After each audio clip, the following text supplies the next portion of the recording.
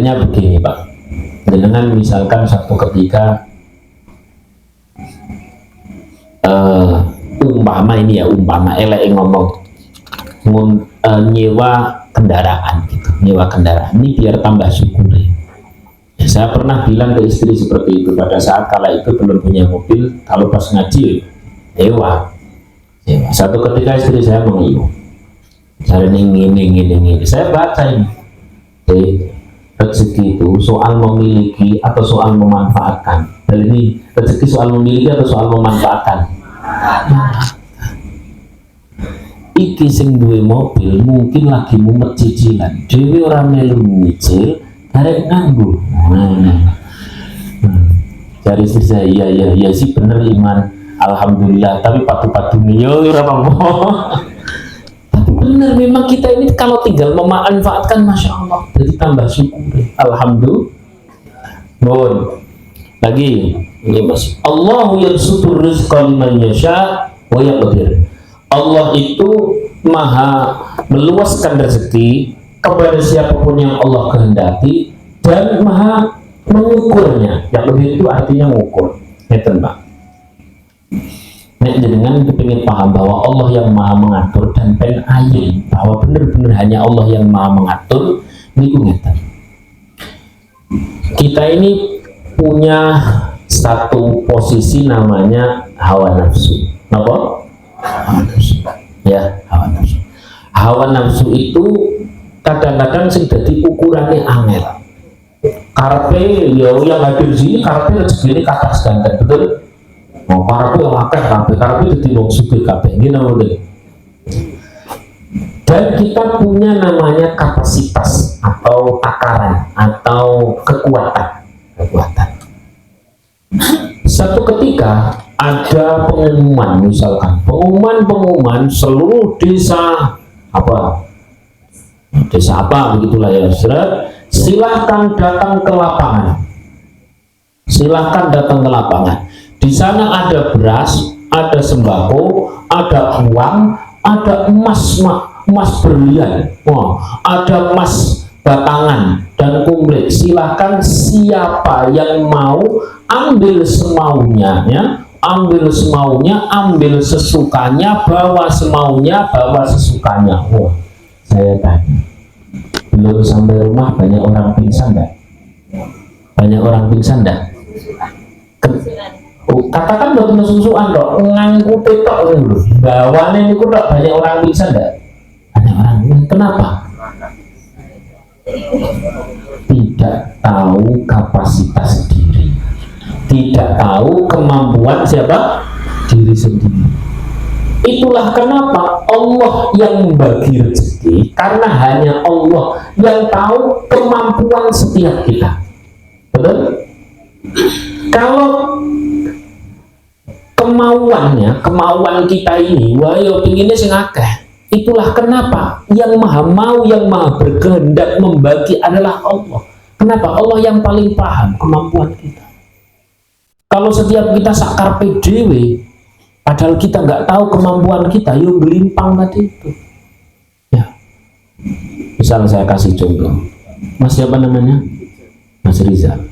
Ya, dengan layak banyak bersyukur. Alhamdulillah. Semini ini pas.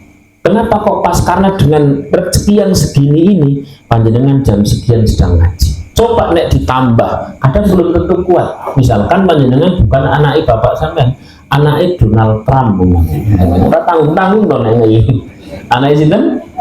Kira-kira jam semini lagi ngaji atau lagi jen-jen? Nah, ya sibuk. Maka Allah sudah menakar agar iman kita ini selamat. Understand? Harus ngerti stand no. Paham dong? Nek paham dong jawabnya apa? Paham nah, ngono no. Paham dong? Paham nah. Dong tung? Dong nah. Mudeng tung? Jadi Allah itu telah menyelamatkan sedemikian rupa. Kalau semacam itu pas. Ya Allah pun berkelopor matur suwune, pun ridho nih, pas semacam itu. Ini kok lebih di atas kemampuan kita, ini pasti gelimpang iman kita. Belum lagi tentang keselamatan akhirat. Kita pernah ngaji loh di sini. Dunia paling banter berapa tahun kita hidup di dunia? Berapa? 60, 70 wis tak kayak murah wis lah. 90, 100 lah ngeten ngomongnya 100 atau 120 wis lah gampangane ngoten. Katakan 120. Kalau akhirat berapa tahun? Berapa?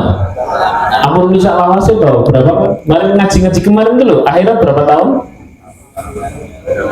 Ayo ngaji kemarin tuh akhirat berapa tahun? Akhirat itu miliar triliun miliar triliun triliun miliar miliar triliun triliun miliar miliar triliun triliun miliar miliar triliun triliun miliar miliar triliun tahun. Betul atau tidak? Tak terbatas. Lalu masa iya Dewi maksa nganti ngapusi kepingin untuk rezeki tapi menghilangkan keselamatan kita yang miliar triliun miliar tahun. Ini namanya orang bodoh atau bagaimana? Bodoh banget kan. Untung kita punya Allah yang tahu ukur rezeki kita disesuaikan dengan tingkat kemampuan iman kita. Alhamdulillah. Makanya ojo maksa biasa mawon. Rezeki niku berkah niku kira-kira jenengan pasti saged ke masjid, masih bisa ngaji, bisa silaturahim, takziah, masih bisa ngasih orang tua, udah mau cukup itu. Alhamdulillah. Tapi saya ingin sugih mboten napa-napa nek memang manfaat buka Islam silahkan.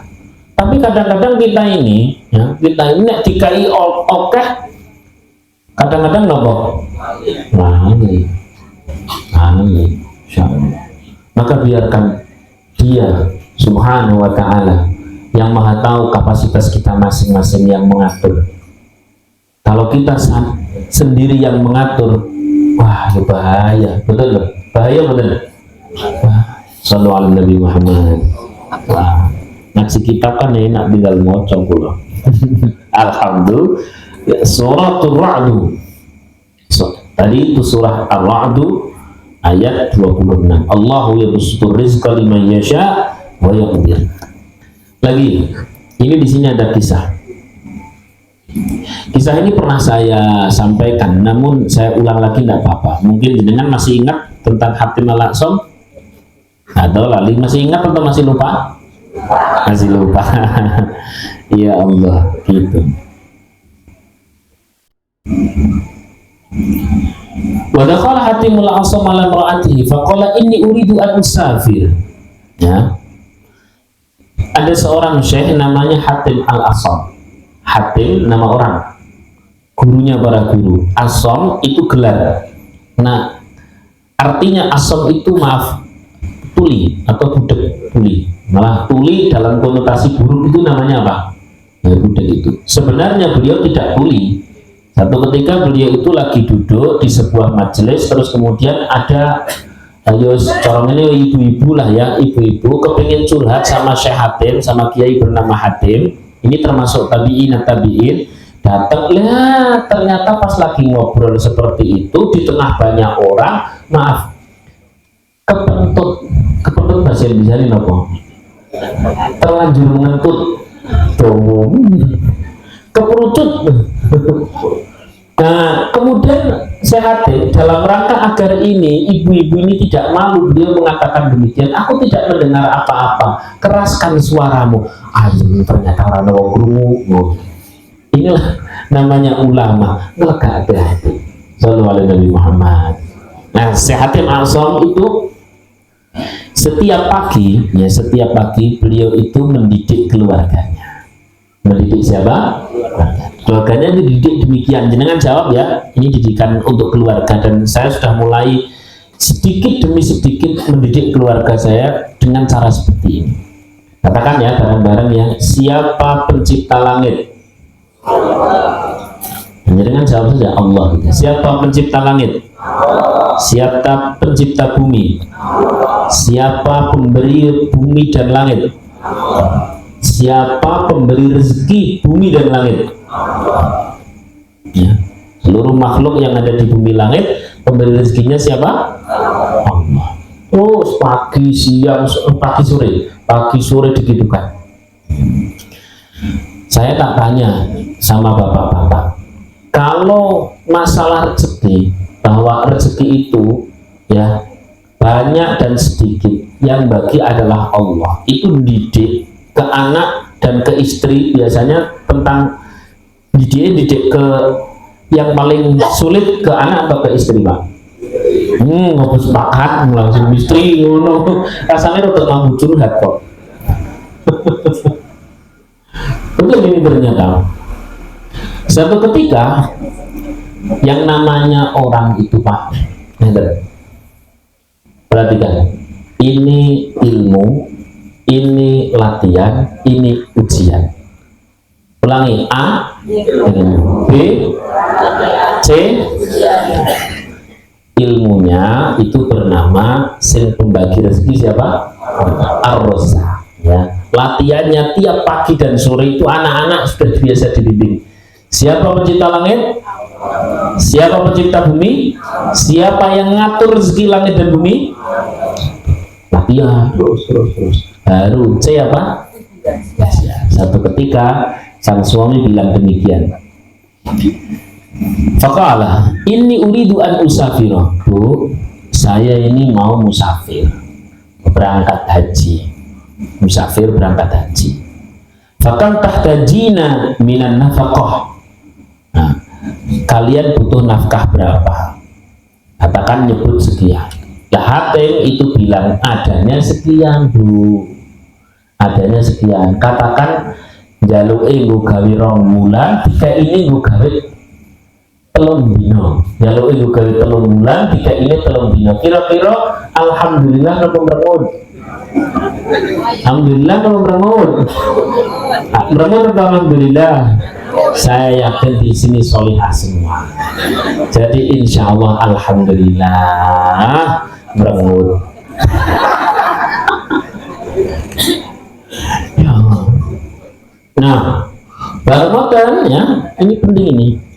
Barometer dikasihkan, Hatim berangkat. Begitu berangkat, selesailah 3 hari. 3 hari bahan makanan apa? Habis. Begitu bahan makanan habis, ini istri bilang sama anak-anaknya, si ibu bilang sama anaknya, istrinya Hatim, bilangnya begini, nak, dulu ayahmu lungan tok, orang ninggali rezeki.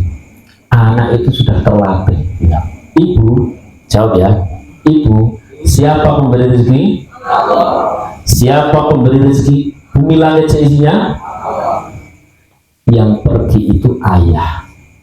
Pemberi rezeki pergi atau tidak? Ngono bingung tahu. Iya gila. Jadi kita harus ngomong. Sallallahu alaihi Muhammad.